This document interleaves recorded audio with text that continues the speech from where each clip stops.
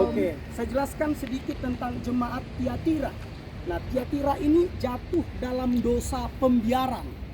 Jatuh dalam dosa pembiaran. Nah, secara geografis saya catat di sini, Tiatira ini adalah kota industri yang sekarang disebut Akhisar. Ini sekaligus kota perdagangan di Asia Kecil pada masa itu. Kota ini adalah kota terkecil dari 7 kota yang disebutkan di dalam Alkitab. Nah, kota Tiatira ini terkenal sebagai penghasil kain ungu yang sangat bagus. Nah, ya betul. Nah, hasil pencelupan dari pencampuran sejenis akar tumbuh-tumbuhan dengan sejenis kerang yang hanya ada di Tiatira. Nah, itu dia ya. Nah, salah satu ciri kota ini adalah begitu banyaknya asosiasi atau serikat pekerja atau profesi, seperti asosiasi roti, tukang roti, penjahit pakaian, tukang cat, tukang besi, tukang tenun, wol, kulit, dan lain-lain. Nah, biasanya dalam pertemuan-pertemuan serikat pekerja tersebut, mereka mengadakan ritual pemujaan kepada dewa Trimnos. Nama dewanya Dewa Trimnos, dewa pelindung untuk mendatangkan keberhasilan. Nah, di Tiatira ada satu kuil pemujaan untuk penujuman atau pusat ramalan nasib yang dipimpin oleh seorang ahli nujum perempuan yang disebut Sambate. Makanya tadi disebut perempuan Isabel. Sambate namanya. Dan sekarang kita kenal Tiatira ini adalah kota Akhisar atau Istana Putih di Turki. Nah, kalau kita baca ada 5 kondisi jemaat di Tiatira yang saat ini kita lihat menjadi puing-puing, yaitu kelebihan mereka yang membuat mereka mendapatkan pujian dari Tuhan. Jemaat Tiatira ini jemaat yang mengasihi. Yang kedua beriman, yang ketiga melayani, yang keempat jemaat yang tekun. Nah, tekun di sini kalau di dalam bahasa Yunaninya menggunakan kata hupomone. Hupomone ini artinya adalah kemampuan bertahan dalam kesukaran. Bukan sekedar bertahan, bukan sekedar pasif ya, tetapi dengan sikap sedemikian rupa sehingga menjadikan situasi hal yang tidak menyenangkan itu justru menjadi sesuatu yang memuliakan Tuhan. Nah, jemaat di Tiatira itu adalah jemaat yang maju. Bahkan pekerjaan mereka terakhir lebih banyak dari yang pertama, seperti ayat firman Tuhan yang kita baca. Nah, yang dicela Tuhan hanya satu hal, yaitu karena jemaat di Tiatira ini adalah membiarkan wanita Isabel yang menyebut dirinya nabiah itu mengajar dan menyesatkan bukan hanya jemaat, tetapi hamba-hamba Tuhan yang ada di Tiatira pada saat itu. Dan mereka akhirnya makan, yaitu makan makanan yang dipersembahkan kepada berhala tadi, kepada Trimnos tadi, seperti itu. Nah, dampaknya kita lihat di sini akhirnya mereka dicela. Nah, dosa Tiatira ini adalah pembiaran. Makanya bagi kita ketika melihat sesuatu hal ketika tidak benar di hadapan Tuhan, harus berani kita memperkatakannya, bukan untuk menghakimi, tetapi hanya sebagai tanda kita tidak setuju dengan tindakan orang tersebut. Jadi jangan jadikan kerohanian kita menjadi dasar untuk mengkoreksi seseorang. Tidak boleh. Jadi kita hanya menegur sebagai tanda kita tidak setuju dengan tindakan orang tersebut. Karena memang kalau kita baca di Yeskiel 3 ayat 18, di Yeskiel 33 ayat 8, ketika seseorang melakukan kejahatan, kita tahu dan kita biarkan. Alkitab tersebut mengatakan betul orang itu mati dalam kesalahannya, tetapi darahnya juga dipertanggungjawabkan kepada kita.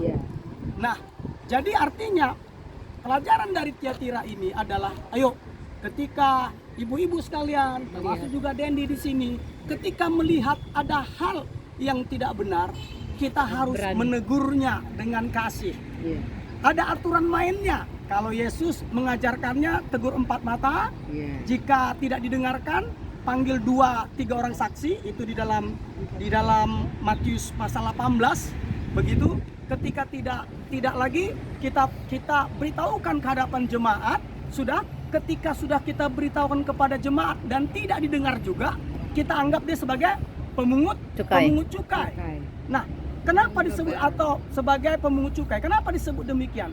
Maksudnya adalah bahwa orang tersebut itu adalah bukan sebagai musuh, karena mereka tidak mendengarkan perkataan kita, tetapi sebagai orang yang berdosa yang harus dijangkau juga dengan kasih.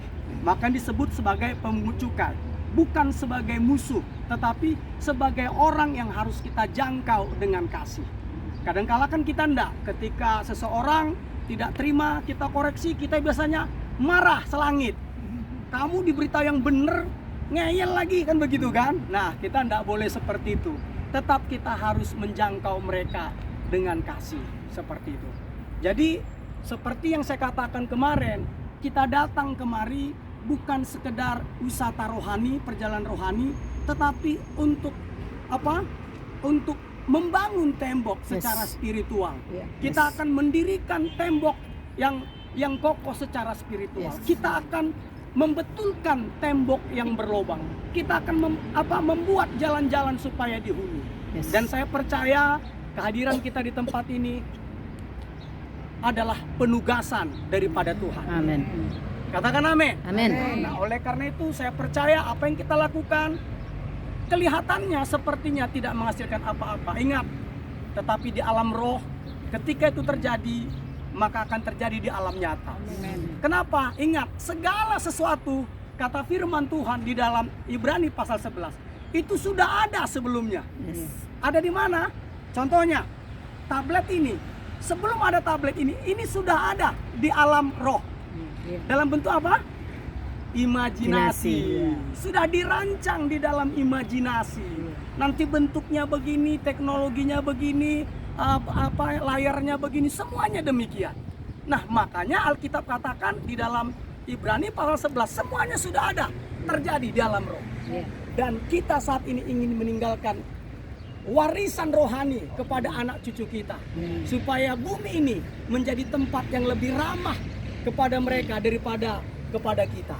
Katakan amin. Amin. Oleh karena itu kita nanti akan berdoa, kita berdoa dan kita akan proklamirkan, yaitu Mazmur 24. Kita akan membacanya di Mazmur pasal 24. Sebentar. Boleh dibuka apanya?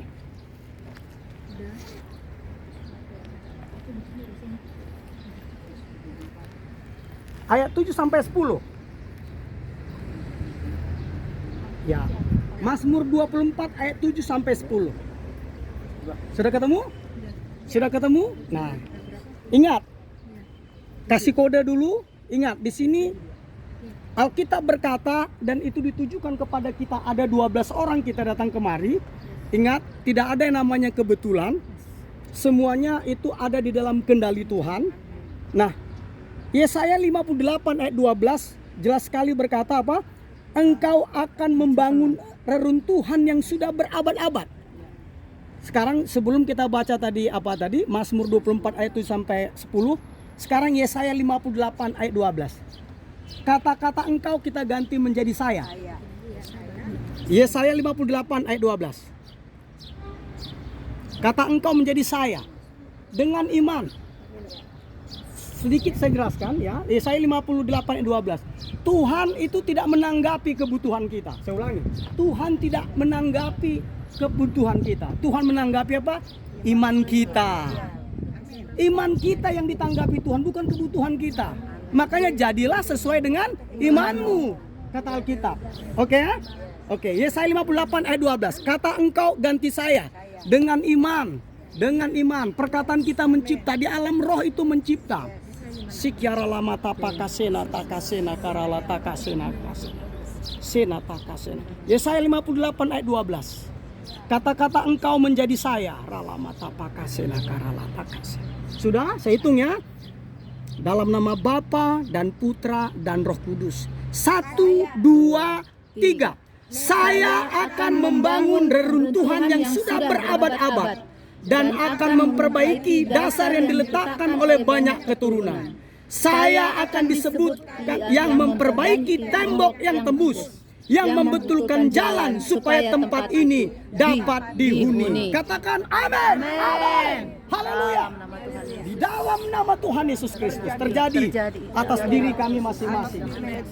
Kami akan meninggalkan warisan bagi anak cucu kami, sehingga kehidupan mereka jauh lebih baik. Amen. Lebih baik daripada kehidupan kita. Amen. Dunia menjadi lebih baik bagi mereka, bukan menjadi yang lebih sulit, tetapi menjadi lebih baik bagi mereka. Oleh karena itu kita akan berkata, kita arahkan tangan 6 arah ke sana, 6 arah ke sini. Iya. Saya tadi lagi Pak. Sekarang kita baca Mazmur 24 ayat 7 sampai 10. Dibagi dulu sana. 6 ke sana. 1 2 3 4 5 6. Oke, Ibu ke sana. Tuh, udah pas. Oke.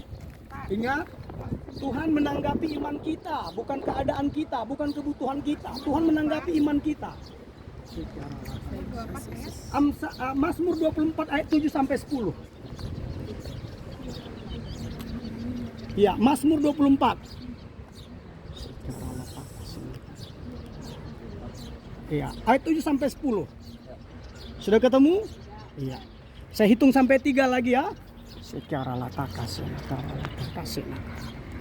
Dalam nama Bapa dan Putra dan Roh Kudus. 1, 2, 3. Angkatlah kepalamu, hai pintu-pintu gerbang, dan terangkatlah kamu, hai pintu yang berabad-abad, supaya masuk Raja Kemuliaan. Siapakah itu Raja Kemuliaan? Tuhan jaya dan perkasa. Tuhan perkasa dalam peperangan. Angkatlah kepalamu, hai pintu-pintu gerbang, dan terangkatlah kamu, hai pintu-pintu yang berabad-abad, supaya masuk Raja Kemuliaan. Siapakah dia itu Raja Kemuliaan? Tuhan semesta alam. Dialah Raja Kemuliaan. Dalam nama Tuhan Yesus. Terjadi. Dalam nama Tuhan Yesus. Dalam nama Yesus. Dalam nama Tuhan Yesus. Nama Tuhan Yesus. Secara lama tapak kasih. Secara lama tapak kasih. Secara lama tapak kasih. Secara lama tapak kasih. Yes. Yes. Dalam nama Tuhan Yesus. Dalam nama Tuhan Yesus. Yesus. Dalam nama Tuhan Yesus.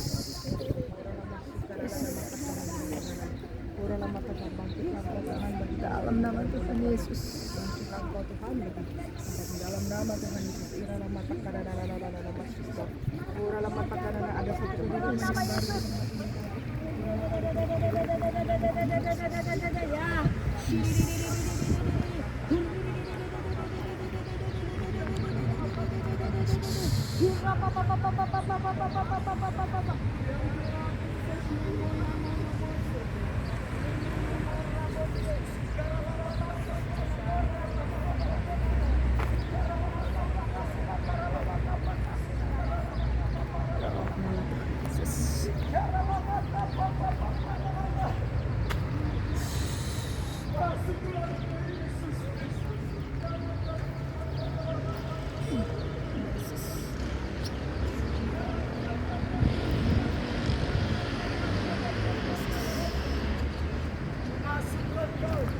Yes. Raja Kemuliaan. Raja Kemuliaan itu Tuhan Yesus Kristus. Tuhan Yesus Kristus. Tuhan Yesus Kristus. Masuklah dalam nama Tuhan Yesus. Dalam nama Tuhan Yesus. Dalam nama Tuhan Yesus. Masuklah engkau ya Tuhan Yesus. Raja Kemuliaan. Raja Kemuliaan. Secara lama tapak kasih nakara lama tapak. Secara lama tapak kasih.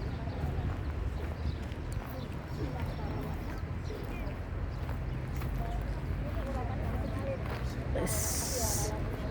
Nah, Yesus. Yes. Terima kasih. Nikmati dulu sebentar. Beratnya masih ngalir. Secara lama tapak kasih. Warnanya hitam berkarat dan dia sedang terbuka. Dia didorong oleh malaikat Tuhan dan saya percaya saat ini pasukan malaikat Tuhan dan Raja Kemuliaan itu sedang masuk. Amin. Yes. Kita yang percaya sejak berdiri di tempat ini Dalam sudah nama merasakan Tuhan aliran Yesus. dari surga turun. Yes. Dia sedang melawat. Hiroposan kakana mosen Yes. toko hinamasan dede Yes. mosin debo hiraposin hiramosen teka namasan kobora nene namo ramosen nama kecil namo gelombang Roh Kudus. Gelombang Roh Kudus sedang kami bawa. Kami bawa gelombang Roh Kudus dari timur ke barat. Gelombang yang kuat, gelombang yang tidak sanggup ditahan oleh kekuatan musuh apapun. Yes. Gelombang itu sedang mengalir. Hiroposen toko nama hinanan nama hinamasen Namo, Hirapata, tidak ada satu kekuatan musuh pun yang bisa memukul kami anak-anakmu di tempat ini. Amin. Bagi musuh kami seperti tembok tembaga yang tidak bisa ditembus oleh musuh di dalam nama Yesus. Hirapata, katakan Namo, nama Yuk, kita gandengan tangan yuk. Setelah itu kita foto. Yuk, gandengan tangan. Ini udah. Ini masih. Kami sudah. Nggak apa-apa sambil ya gitu. Terima kasih Tuhan Yesus. Yes. Terima Bapak kasih, yang Tuhan. baik, Terima kasih Bapak. kami sudah lakukan Bapak penugasan-Mu Tuhan. Kami sudah lakukan Tuhan. Untuk gereja. Ini adalah kami tahu tidak ada yang mustahil bagi Yes. orang yang percaya. Engkau yang berkata demikian Bapak. Kami percaya hari ini Bapak, apa yang telah kami perkatakan terjadi, Yes, dalam nama terjadi, Yesus. terjadi Ya. di dalam Dalam nama nama Tuhan Tuhan Yesus Yesus. Kristus. Nama Yesus terjadi. Dan kami adalah orang-orang yang membangun tembok tersebut Amin. Tuhan. Amin. Kamilah orang-orang yang Terima memperbaiki kasih, tembok Bapak. yang Terima bocor, kasih. yang Yes. berlobang. Dan kamilah Tuhan Yesus Kristus membangun jalan-jalan supaya dapat didiami. Yes. Dan saat ini juga, hai engkau wilayah ini, wilayah Turki, Yes. wilayah Eropa. Yes. Dan ketika kami kembali ke Indonesia, Yes. hai pintu-pintu gerbang, hai pintu yang berabad-abad, Terbukalah terbukalah dalam nama Tuhan Yesus. supaya masuk Raja Yes. Kemuliaan. Siapakah itu Raja Yes. Kemuliaan? Yes. Yesus, Yes. Tuhan Dalam Allah nama yang Tuhan perkasa. Yesus. Yes. Di dalam nama Tuhan Yesus Amen. Kristus. Amen. Sehingga Tuhan Yesus Kristus, Turki dan juga Bapak negara-negara Eropa dan Indonesia Bapak, mereka dilawat oleh kemuliaan Tuhan Yesus. Mereka dilawat oleh kemuliaan Tuhan Yesus. Amen. Mereka dilawat oleh kemuliaan Tuhan Yesus. Bagi manusia itu mustahil, tetapi bagi Allah tidak ada yang mustahil. Amen. Dan kami percaya Bapak, karena kami hidup bukan karena melihat, kami hidup karena percaya. Amin. Di dalam nama Tuhan Yesus Kristus, satu penugasan-Mu Bapa di Tiatira yang menjadi Akhisar saat ini sudah kami laksanakan Yes. Bapa. Jadilah sesuai dengan kehendak-Mu Tuhan Yesus. Di dalam nama Tuhan Yesus Kristus kami berdoa, kami mengucap syukur dan kami bersukaria. Amin. Haleluya. Amin. Haleluya. Oh, thank you. Ayo kita Terima foto. kasih.